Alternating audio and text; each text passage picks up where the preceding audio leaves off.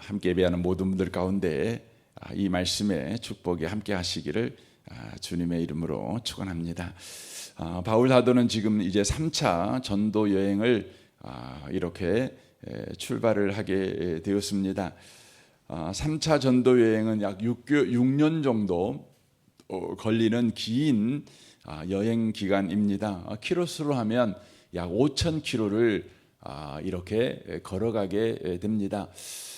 요즘이야 뭐 5,000km 그러면 비행기도 있고 뭐 차도 있으니까 좀 피곤하겠지만 그렇게 어려운 것은 아닙니다. 당장 여기서 우리가 유럽을 비행기 타고 가면 거의 뭐 10,000km를 달려가는 거거든요. 그러니까 한 14시간 정도 가면 뭐 그 정도는 비행기 타고 가지요. 14시간 비행기 타는 게 쉽지는 않지만 뭐 그렇다고 그래서 사실 아주 어려운 것은 아닌 것 같아요. 저도 14시간 이상 되는 비행기를 여러 번 타봐서 쉽지는 않았지만 자꾸 타보니까 요령이 이제 생겨가지고 뭐 괜찮더라고요. 하지만 여러분 그 당시에는 걸어서 이렇게 5,000km를 여러분 걷는다는 것은 정말 쉽지가 않은 것입니다. 뭐 그렇다고 그래서 바울 사도의 여행길에 이미 호텔이 딱 예약돼 있거나 또 아침밥, 점심밥, 저녁밥을 먹을 수 있는 그런 넉넉한 재정이 있거나 혹은 낯선 땅에 갈 때에 그 땅을 가이드해 줄 수 있는 안내자가 딱 정해져 있거나 그런 것이 아닙니다. 또 언제 가서 언제 돌아올 여행 일정이 정확하게 잡힌 것도 아닙니다. 굉장히 힘든 여정이죠.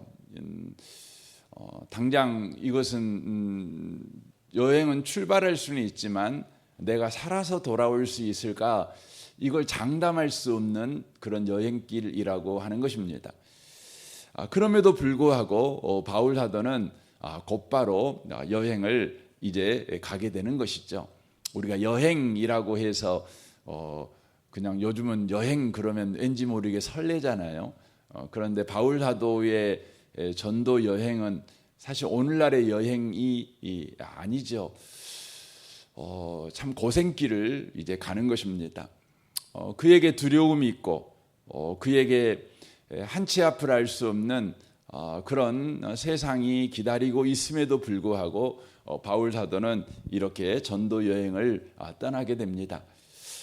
그가 전도 여행을 떠나야만 했던 이유가 여기 본문에 있는데 바로 모든 제자를 굳건하게 하기 위해서 떠나야만 했다고 하는 것입니다.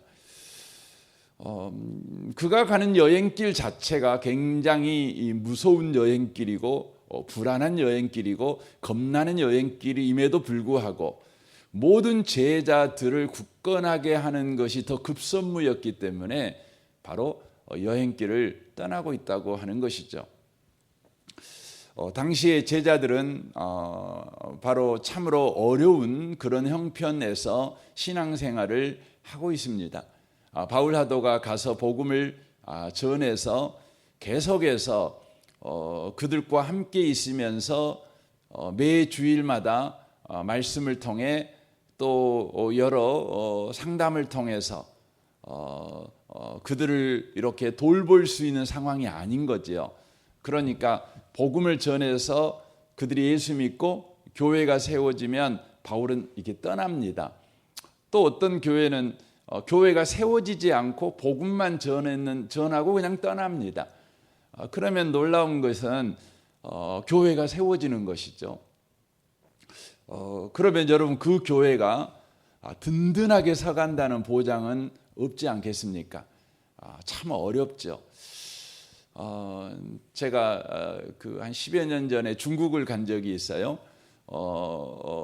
이제 갔는데 이제 계림이라는 곳을 이제 갔는데 이제 선교사님하고 함께 가는데 선교사님이 그 차를 타고 굉장히 긴 시간 동안 이렇게 간 적이 있습니다.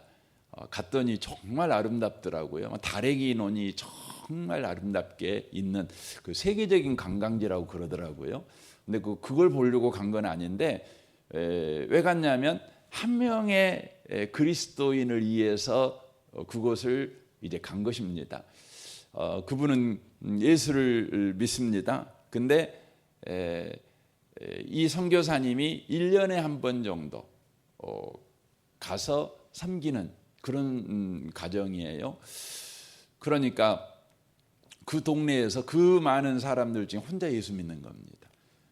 그것도 매 주일마다 이렇게 함께 예배드릴 수 있는 성도가 있는 것도 아니고 또 이렇게 말씀을 전해주는 설교자가 있는 것도 아니고, 그러니까 혼자 이제 1년 동안 신앙생활을 하는 거예요. 그러니까 선교사님이 와서 말씀 전해주면 그 전해준 말씀 갖고 1년간 이제 버티는 것이죠. 그런데 저희들을 이제 초대해서 그 집에서 이제 기거했던 그런 기억이 납니다.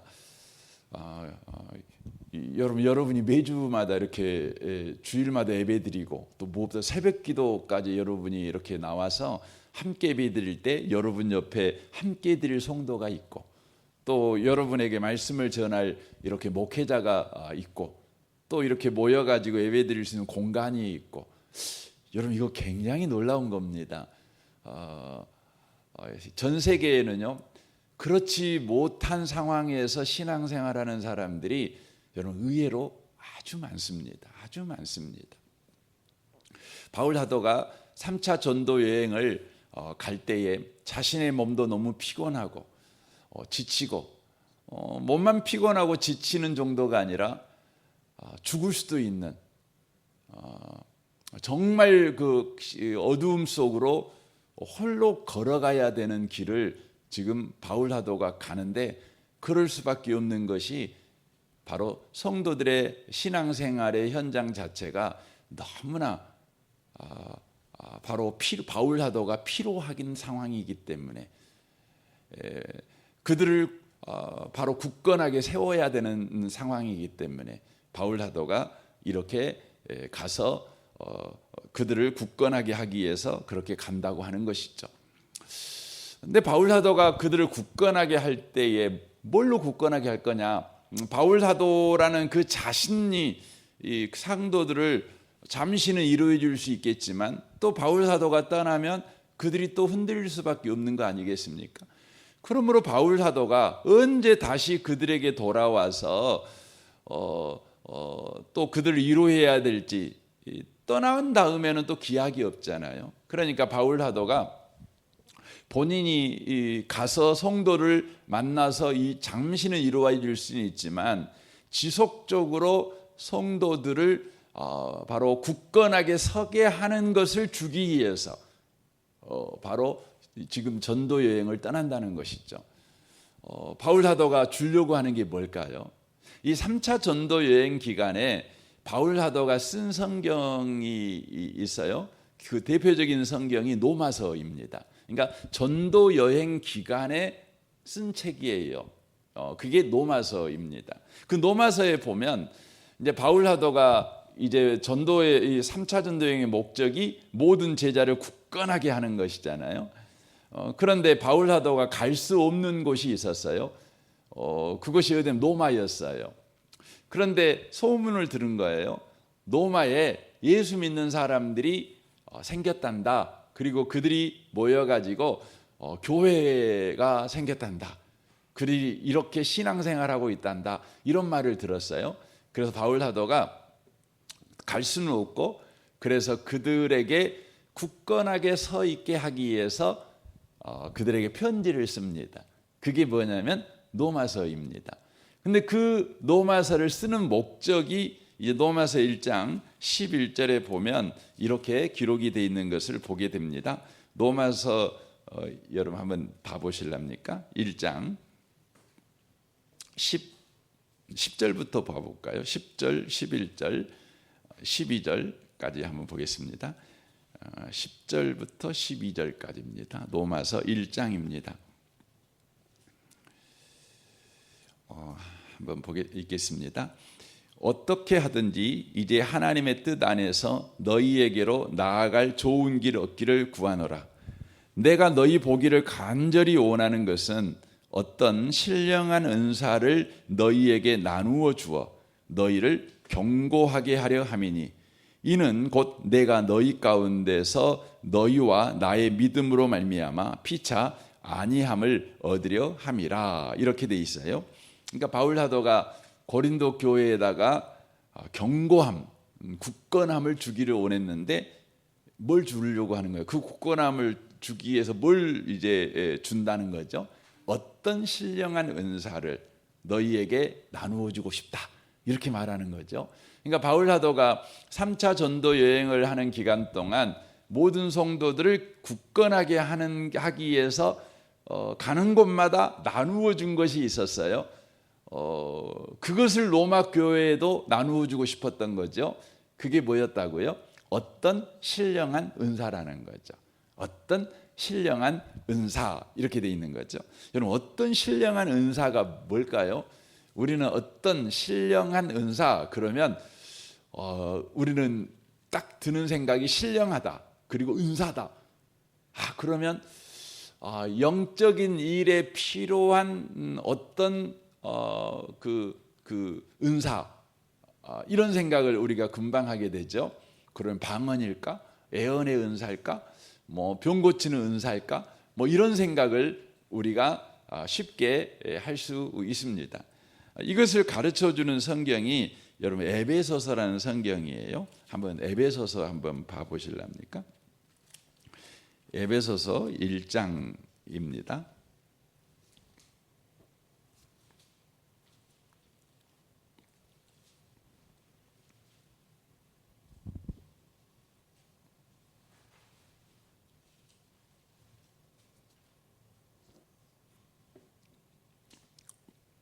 일 장 3절을 한번 봐보시면 이렇게 되어 있습니다. 에베소서 1장 3절입니다. 찬송하리로다 하나님 곧 우리 주 예수 그리스도의 아버지께서 그리스도 안에서 하늘에 속한 모든 신령한 복을 우리에게 주시되, 이렇게 되어 있잖아요. 여기 보면 하늘에 속한 모든 신령한 복, 이렇게 에베소서에는 기록이 되어 있고 로마서에서는 그것이 뭘로 기록되어 있냐면 어떤 신령한 은사, 이렇게 되어 있는 거예요.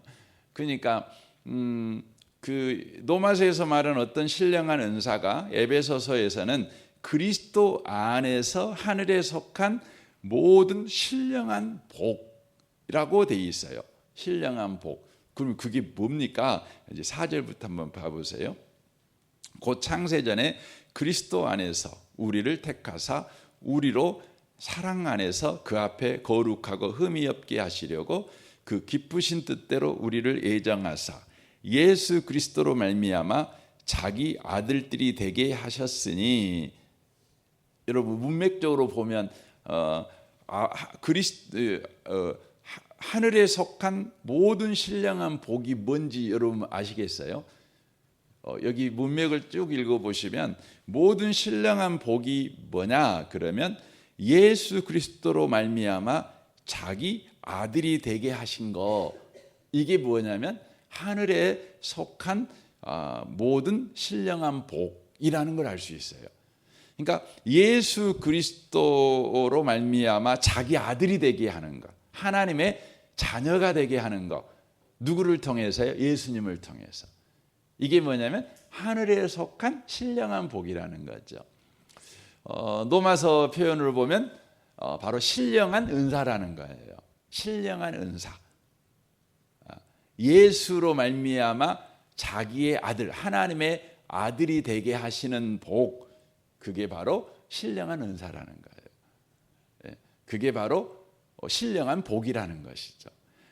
이것을 바울 사도가 로마 교회에도 주고 싶었고 에베소 교회에도 주고 싶었고 3차 전도 여행을 하면서 가는 모든 지역에 바로 성도들에게 주고 싶었던 거예요. 왜냐하면 그것이야말로 성도들을 바로 견고하게 만들 수 있기 때문에, 굳건하게 만들어 낼 수 있기 때문에 그렇게 한 것입니다. 그래서 여러분 로마서라는 성경은 좀 독특해요.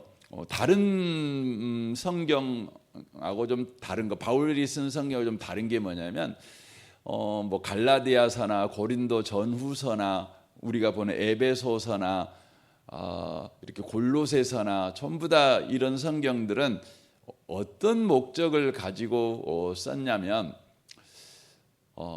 먼저는 그 교회들에게 여러 가지 문제가 일어났어요. 그러니까 그 문제에 대한 복음적인 대답을 하기 위해서 성경을 썼어요. 그런데 로마서만큼은 로마 교회가 어떤 문제가 있어서 그 문제에 대한 대답으로 쓴 책이 아니고 고린도 교회 성도들이 로마 교회 성도들이 예수를 믿었단다. 그리고 그들이 이제 교회를 이루어서 신앙생활을 한다. 이 말을 듣고 저들이 바로 굳건하게 선 신앙생활 하도록 도와야 되겠다. 그래가지고 로마서를 쓴 것이에요. 그래서 로마서 내용이 바로 이 굳건하게 하는 방법이 바로 그리스도로 말미암아 하나님의 자녀가 되게 하시는 것, 이것이기 때문에 하나님께서 우리를 하나님의 자녀로 만드시기 위해서 예수님을 우리에게 주셨는데 그 예수님을 우리 하나님께서 어떤 과정을 통해서 주셨는지를 자세하게 기록을 해요. 그러니까 보통 이제 우리는 전도할 때 그러잖아요. 예수 믿고 천국 가세요. 이렇게 이야기하죠. 이건 틀림없는 이야기잖아요. 그런데 이제 그 문장 자체가 뭡니까? 이미 완성된 결과잖아요. 예수 믿으면 구원받습니다. 이렇게 되는 거죠. 근데 로마서는 그 기록 방식이 어쩌냐면 예수 믿으면 구원받습니다. 이렇게 시작되는 것이 아니라 우리는 예수님이 필요한 사람이다. 우리는 예수님이 꼭 필요해. 우리에게는 하나님의 구원이 꼭 필요해. 그래서 인간이라는 존재가 구원이 필요한 존재다부터 시작을 해요. 그래서 하나님께서 구원이 필요한 인간에게 바로 예수님을 이제 보내주시는 그런 모든 일련의 과정들을 바로 기록해 놓고 있어요. 그러니까 이런 것과 똑같은 거죠. 이제 우리가 예수 믿으면 구원받습니다. 그래서 듣는 사람들로 하여금 믿을래 안 믿을래 이제 이렇게 되는 거잖아요. 근데 로마서는 그런 것이 아니라 앉아가지고 조근조근하게 너라는 사람은 이런 사람이야. 그래서 너의 삶이 이렇게 힘든 거야.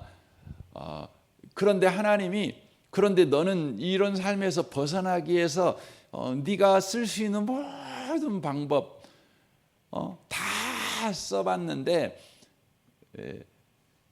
너는 그 문제를 해결하지 못하고 여전히 전전긍긍하고 살아가고 있지 않아?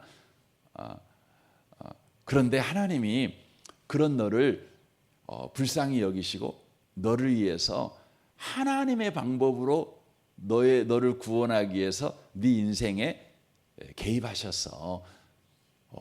그러면서 긴 나를 구원하기 위한 하나님의 일하심이 우리 인류 역사 속에서 어떻게 시작되었는지, 나라는 존재는 2024년에 예수를 믿었는데 2024년도에 예수를 내가 믿게 하기 위해서 우리 하나님이 창세전부터 어떤 일을 해가지고 드디어 2024년도에 내가 예수를 믿게 됐는지 그 이야기를 쫙 해주는 거예요. 이게 로마서 이야기입니다. 그러니까 놀라운 구원의 역사, 구원의 파노라마를 쫙 보여주는 거예요. 여러분 우리가 보통 사람들이 예수님 믿으세요? 그러면 넌 안 믿어라. 이제 이렇게 되잖아요. 이제 상대방의 입장에서는 되게 그것이 무례하게 들리는 거죠. 좀 전에 말했던 것 같이 믿을래 안 믿을래? 너 안 믿으면 지옥 가? 믿으면 천국 가? 이렇게 우리에게 강압적인 선택을 요구한 것 같은 불쾌감이 우리가 전도할 때 안 믿는 사람들은 드는 거죠. 근데 노마서는 좀 시간이 있으세요? 제가 이제 좀 시간을 가지고 말씀드리고 싶어요 하면서 긴 시간 동안 일어났던 이야기를 이렇게 해주는 거죠. 그게 노마서입니다.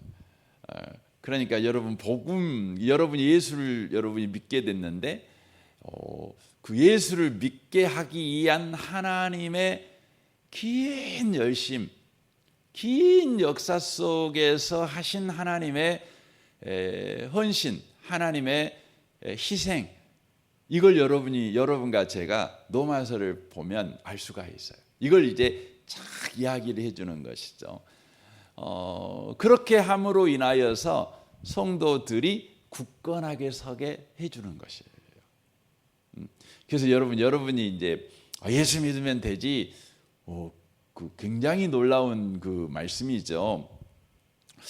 그럼에도 불구하고 여러분과 제가 굳건하게 선 신앙생활을 하기 위해서는 그냥 예수 믿으면 되지 뭐, 이렇게 여러분과 제가 예수님을 이해하고 있으면 안 돼요. 역사를 이해하고 있으셔야 돼요. 역사를. 여러분이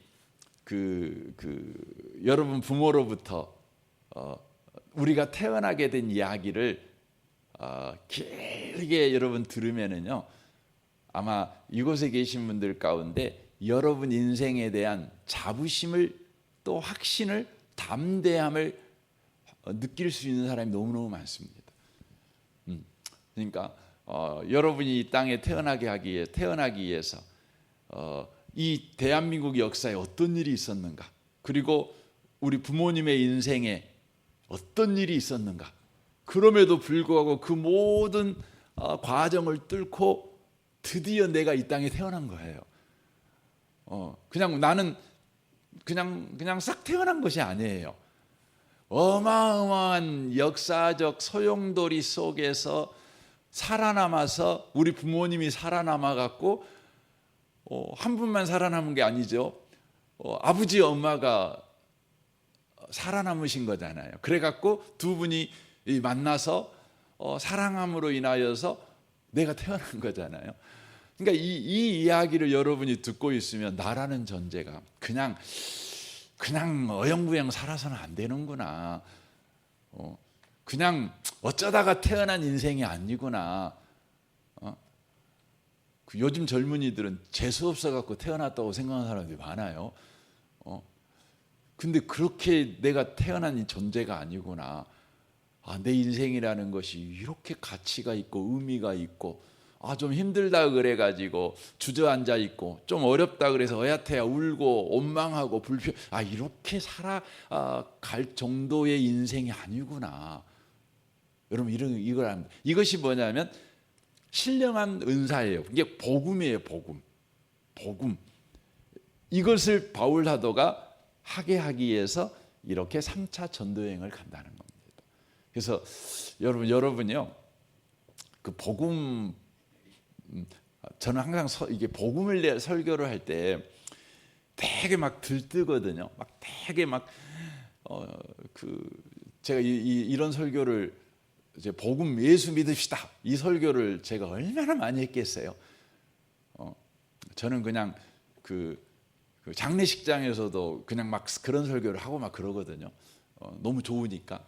근데 그 할 때마다 제가 항상 죄송할 때가 있어요. 하나님한테 먼저 죄송하고, 또 듣는 여러분한테 죄송하고. 그게 뭐냐면 그 놀라운 소식을 내가 이 정도 언어로밖에 전할 수 없다니. 이 정도 표정으로밖에 전할 수 없다니, 이 정도의 실력으로밖에 전할 수 없다니, 이런 생각을 하면, 그러니까 제가 이제 이걸 전할 때 막 마음은 흥분되는데 이걸 표현할 때에 너무 제가 언어가 빈약한 거예요. 그것을 담아서 말할 수 있는 그 언어 능력이 너무 부족하다는 생각을 막 할 때가 있어요. 예, 너무 놀라운 거예요. 너무 놀라운 거예요. 그래서 여러분이 신앙을 할 때요, 자꾸 질문하셔야 돼요. 질문하셔야 돼요. 예, 예수님이 날려 죽었단다. 그럼 왜 죽었대요? 왜 내가 예수님이 나를 죽어야만 내가 구원받는데요? 막 이렇게 물어보셔야 돼요. 그냥 덮어놓고 믿어버리지 마시고요. 왜 그러냐면 성경은 그것에 대해서 할 말이 있어요. 대답해 줄 이야기가 너무 많아요. 하나님이 대답해 주고 싶어요. 그래서 나라는 존재가 갑자기 어느 날 재수 좋아하고 예수 믿은 것이 아니라 어마어마한 하나님의 일하심이 나를 예수 믿게 만들었다는 그 자랑, 그 자부심, 그 감격, 그 놀라움, 이걸 여러분과 제가 알고 신앙생활 하기를 원하셔요. 저는 오늘 하루를 여러분 살아가면서 내가 갑자기 예수 믿게 됐어.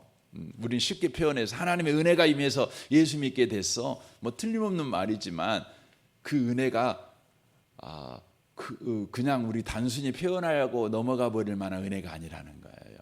그래서 오늘 또 여러분 잠시라도요, 하나님이 나를 어떻게 이렇게 구원했는가, 한번 여러분이 생각해 보는 시간.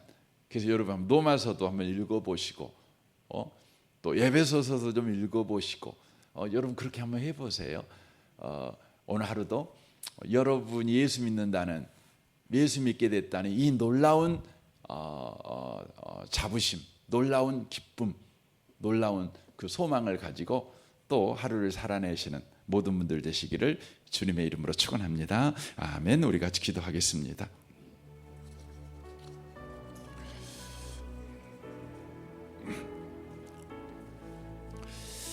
우리 말씀을 생각하며 주님, 내가 복음을 더 알기를 원합니다.